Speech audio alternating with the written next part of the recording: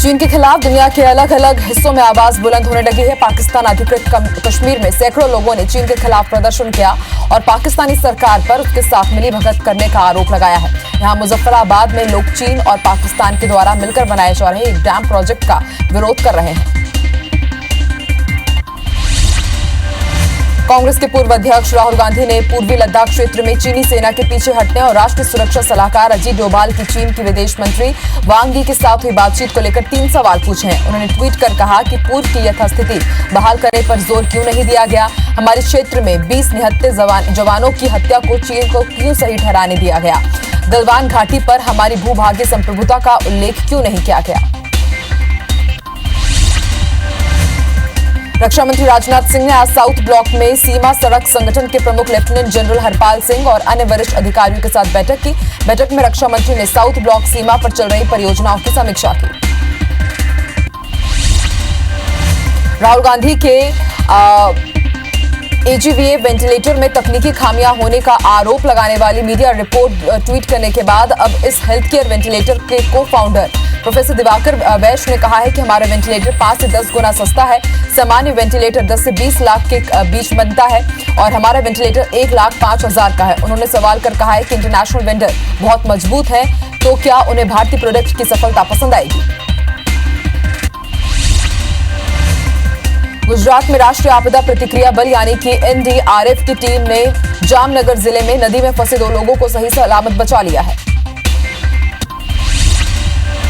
जम्मू कश्मीर के पुलवामा में आतंकियों ने एक बार फिर नापाक हरकतों को अंजाम दिया है। आज सुबह पुलवामा के गोसू इलाके में सुरक्षा बलों और आतंकियों के बीच मुठभेड़ हुई। मुठभेड़ में जवानों ने एक आतंकी को ढेर कर दिया है। वहीं इलाके में अब भी सर्च ऑपरेशन जारी है।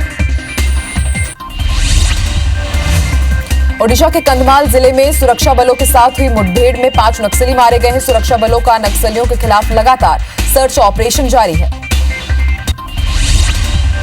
महामारी को देखते हुए सरकार भारत में फिल्म शूटिंग की मानक संचालन प्रक्रिया जारी करेगी, जिससे फिल्म निर्माण को तेजी के साथ फिर से शुरू किया जा सके, जो कोविड की वजह से रुकी हुई थी।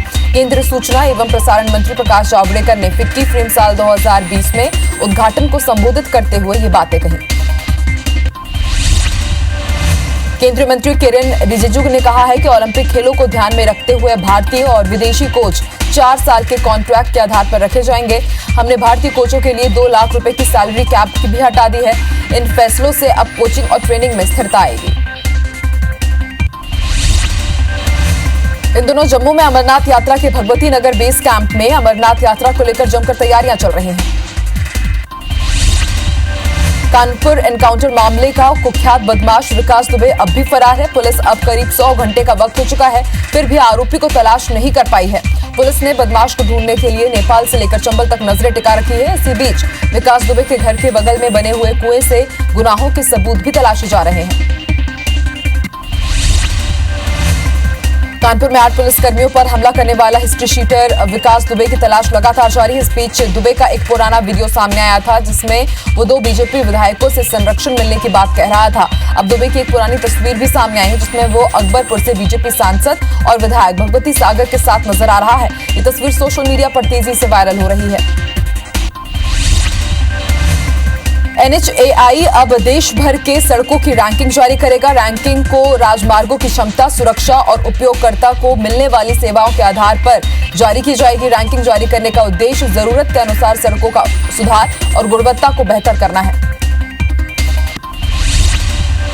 ग्रेजुएशन, पोस्ट ग्रेजुएशन की फाइनल ईयर और सेमेस्टर परीक्षाएं सितंबर में होगी। विश्वविद्यालय अनुदान प्रायोग यानी कि UGC ने इनके लिए नई गाइडलाइन जारी कर दी है। बता दें कि कोरोना के चलते परीक्षा का डेट बढ़ाई गई थी। दिल्ली से भोपाल पहुंचे सीएम शिवराज सिंह चौहान ने विभागों के बंटवारे को लेकर स्थिति साफ की है। सीएम शिवराज ने कहा कि मंत्रियों के विभागों का बंटवारा आज नहीं होगा। विभागों के बंटवारे में आज उन्हें और वर्कआउट करना है। बता दें कि आज सीएम शिवराज सिंह चौहान कई बैठक करने वाले हैं। भोपाल में कांग्रेस नेता और पूर्व मंत्री सज्जन सिंह वर्मा ने शिवराज सरकार पर जमकर साधा निशाना। उन्होंने कहा है कि धोखा देने वालों को जनता कभी माफ नहीं करेगी। भगवान महाकाल धोखेबाजों को जरूर सजा देंगे। मध्य प्रदेश के पूर्व सीएम कमलनाथ आज विधानसभा उपचुनाव में प्रचार का शंखनाद कर चुके हैं। उज्जैन पहुंचे कमलनाथ ने आज बाबा महाकाल के दर्शन किए। कमलनाथ बदनावर में आज चुनावी सभा को संबोधित भी कर चुके हैं। रायपुर में 4 दिन से अनशन कर रहे आप के प्रदेश अध्यक्ष की तबीयत अचानक बिगड़ गई। वहीं घटना की सूचना मिलने पर पुलिस ने उन्हें अस्पताल में भर्ती कराया। दर मामले को लेकर कार्यकर्ताओं ने जमकर हंगामा भी किया। कांग्रेस कार्यकर्ताओं ने आज रायपुर के ईओडब्ल्यू दफ्तर पहुंचकर पूर्व सीएम रमन सिंह के खिलाफ शिकायत की है। कांग्रेसियों ने रमन के बेटे अभिषेक सिंह के खिलाफ भी शिकायत की है। दोनों पर संपत्ति की गलत जानकारी देने का आरोप लगाते हुए कांग्रेस ने एफआईआर दर्ज करने की मांग की है। दंतेवाड़ा में नक्सलियों ने एक बार फिर से कायराना करतूत को अंजाम दिया है। नक्सलियों ने आरक्षक के माता पिता का अपहरण कर लिया है। सोमवार देर रात दोनों को नक्सलियों ने अगवा किया। आरक्षक अजित एलाम किरंदुल थाने में पदस्थ है। घटना किरंदुल थाने के गुमियापाल की है। सिंगरौली जिले में जमीन विवाद को लेकर 17 वर्षीय युवक की गोली मारकर हत्या कर दी गई। आरोपी एक ही परिवार के बताए जा रहे हैं। देर रात मृतक राजेश केवट अपने घर पर सो रहे थे, तभी आरोपी रविशंकर कट्टा लेकर के वहां पर पहुंचा और कट्टे से फायर कर दिया, जिससे राजेश केवट की मौके पर ही मौत हो गई। लोरमी में युवक की संदिग्ध अवस्था में लाश मिली है। मृतक जमानत पर जेल से बाहर निकला था। वहीं युवक की हत्या की आशंका जताई जा रही है। घटना लालपुर थाना क्षेत्र के हर्षा नाका की है। बीएसएफ के जवान ने फेसबुक पर सतना की एक महिला से दोस्ती कर होटल में उसके साथ रेप किया। इस दौरान महिला के अश्लील वीडियो भी बनाए गए। वीडियो के आधार पर महिला के साथ कई बार बलात्कार किया गया। पीड़िता ने महिला थाने में मामले की शिकायत की है। पुलिस ने जवान को जेल भेज दिया है। बीजेपी राजनांदगांव ने भाजपा की एक महिला नेत्री को अनुशासनहीनता के मामले में 6 साल के लिए निष्कासित कर दिया है। बीजेपी के जिला अध्यक्ष मधुसूदन यादव ने पार्टी की कार्यकर्ता पूर्व एल्डरमैन पारुल जैन को अनुशासनहीनता के मामले में दोषी मानते हुए भाजपा की प्राथमिक सदस्यता सहित सभी पदों से 6 साल के लिए निष्कासित कर दिया है। नारायणपुर जिले में के धनोरा इलाके के झारा गांव की 3 महिलाएं उफनती माड़िन नदी में बह गई। ग्रामीणों ने नदी में कूदकर महिलाओं को बचाने की कोशिश की। 2 महिलाओं का शव तो मिल गया है, लेकिन अब तक तीसरी महिला की खोजबीन जारी है। डॉक्टरों से मारपीट के विरोध में आज अंबिकापुर मेडिकल कॉलेज में धरना प्रदर्शन किया गया। हॉस्पिटल की ओपीडी बंद कर डॉक्टर और स्टाफ ने धरना प्रदर्शन किया। बता दें कि डॉक्टरों के साथ मारपीट के आरोपी की 3 दिन बाद भी गिरफ्तारी नहीं हो पाई है, जिसके कारण मेडिकल कॉलेज अस्पताल के डॉक्टर और मेडिकल स्टाफ नाराज हैं। बैतूल में आज बड़ी संख्या में मोटर व्यवसाय से जुड़े लोग आर्थिक तंगी के चलते सड़क पर उतर गए। मोटर व्यवसायी 50 किलोमीटर पैदल चलकर जिला मुख्यालय पहुंचे और सीएम के नाम उन्होंने कलेक्टर को ज्ञापन सौंपा। मोटर व्यवसायियों की मांग है कि टैक्स माफ किया जाए और यात्री किराया भी बढ़ाया जाए। माइक्रो फाइनेंस के नाम पर ठगी करने वाले जालसाज गिरोह के 6 सदस्यों को पुलिस ने गिरफ्तार किया है। कोरोना वायरस के कारण घर बैठे प्रधानमंत्री लोन पाए जैसे दावे कर ये गिरोह जरूरतमंद लोगों को झांसे में लेते थे। पुलिस ने गिरोह के 6 साल में 10 करोड़ की ठगी करने की आशंका भी जताई है। फिलहाल पुलिस सभी आरोपियों से पूछताछ कर रही है और खुलासे करने में कोशिश कर रही है। बालोद में वकील पति को जिंदा जलाने का मामला सामने आया है। आग से झुलसे वकील की अस्पताल में इलाज के दौरान मौत हो गई। वकील ने मौत से पहले पुलिस को बयान में कहा कि 28 जून को खाना बनाने को लेकर विवाद हुआ था। उन्होंने पत्नी पर जिंदा जलाने का आरोप लगाया था। पुलिस ने आरोपी पत्नी के खिलाफ एफआईआर दर्ज किया है। श्योपुर जिले में अवैध रेत भंडारण पर जिला प्रशासन लगातार कार्रवाई कर रहा है। कलेक्टर राकेश श्रीवास्तव के आदेश के बाद माइनिंग इंस्पेक्टर और माइनिंग अधिकारी ने अवैध रेत भंडारण पर छापेमार कार्रवाई की। प्रशासन ने अभी तक 68 वाहन जब्त भी कर चुके हैं। वहीं रेत के अवैध भंडारण को भी सील किया गया है।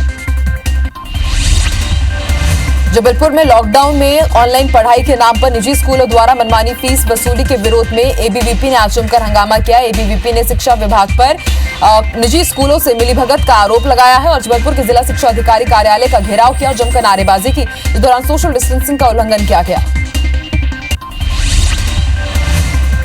25 मई से शुरू हुई हवाई यात्रा में अब तक 46,600 से ज्यादा यात्रियों ने माना एयरपोर्ट रायपुर से सफर किया है। पिछले हफ्ते 102 उड़ानों से 7,865 यात्रियों ने रायपुर से हवाई यात्रा की। कोरोना के बढ़ते केस के बीच हवाई यात्रियों में प्रतिदिन इजाफा हो रहा है। एजुकेशन सेक्टर के बंद होने से हवाई यात्रियों की संख्या में खासा असर पड़ा है। मध्य प्रदेश के रायसेन जिले का विश्व प्रसिद्ध पर्यटक स्थल सांची स्तूप पर्यटकों के लिए खोल दिया गया है। स्मारक में प्रवेश के लिए पर्यटकों की सैनिटाइजिंग और थर्मल स्कैनिंग के साथ ही सोशल डिस्टेंसिंग का पालन कराया जा रहा है। विभाग ने साइन विजिट के लिए ऑनलाइन टिकट की व्यवस्था की है। सांची स्तूप घूमकर लोगों के चेहरे खिल गए हैं। लोरमी क्षेत्र में इन दिनों गौ तस्करी धड़ल्ले से हो रही, जिसे लेकर लोरमी सर्वदलीय मंच के सदस्यों ने आज लोरमी एसडीएम को ज्ञापन सौंपा। लॉकडाउन खुलने के बाद से ही गौ तस्करों के हौसले बुलंद है, जिसके कारण वो धड़ल्ले से मवेशियों की तस्करी कर रहे हैं। इससे आम जनता काफी आक्रोश है। बैतूल जिले के भुरू ढाना गांव में 50 से ज्यादा कोबरा नाग मिले हैं। ग्रामीण के घर में अचानक कोबरा प्रजाति के नाग के निकलने से लोगों की भीड़ उमड़ पड़ी। ग्रामीणों ने सभी नाग के बच्चों को एक बर्तन में डालकर उनकी पूजा भी की। इस दौरान सोशल डिस्टेंसिंग की जमकर धज्जियां उड़ाई गई। जगदलपुर में लगातार बारिश के चलते नदी नाले उफान पर है। पिछले 3 दिनों से ओडिशा और बस्तर के कुछ इलाकों में भी बारिश के चलते इंद्रावती समेत कई नदी नालों में जलस्तर बढ़ गया है। नदी नालों में जलस्तर बढ़ने के कारण कई गांवों का संपर्क भी टूट गया है। बता दें कि पिछले 24 घंटे में 3 महिलाएं और 2 युवती नदी नाले में बह चुकी हैं।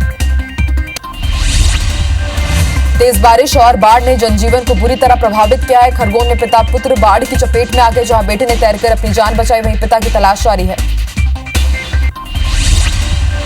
भारत में कोरोना वायरस टेस्ट की संख्या अब 1 करोड़ के पार हो गई है। आईसीएमआर के अनुसार देश भर में सोमवार तक 1 करोड़ 4 हजार से अधिक सैंपल टेस्ट हुए हैं। आईसीएमआर के प्रवक्ता ने कहा है कि पिछले 2 हफ्ते में रोजाना करीब 2 लाख सैंपल टेस्ट किए जा रहे हैं। देश में 1105 लैबों में कोरोना सैंपलिंग की जांच हो रही है।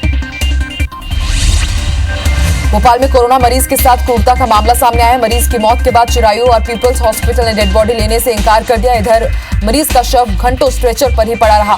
घटना को लेकर कांग्रेस ने कहा है कि सरकार को सिर्फ उपचुनाव की चिंता है। शिवराज सिंह चौहान ने मजिस्ट्रियल जांच के आदेश दिए हैं।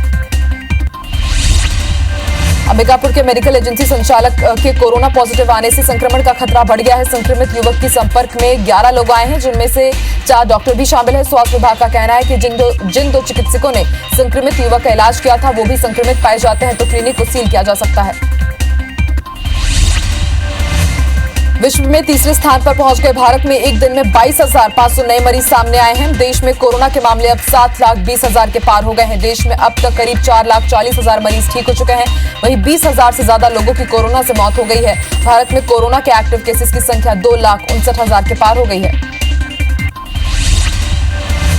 वहीं मध्य प्रदेश में कोरोना के कुल पॉजिटिव केस अब 15,290 के पार हो गए हैं। मध्य प्रदेश में 617 मरीजों की अब तक मौत हुई है। वहीं 11,600 से ज्यादा मरीज ठीक भी हुए हैं। प्रदेश में एक्टिव मरीजों की संख्या 2,772 हो गई है।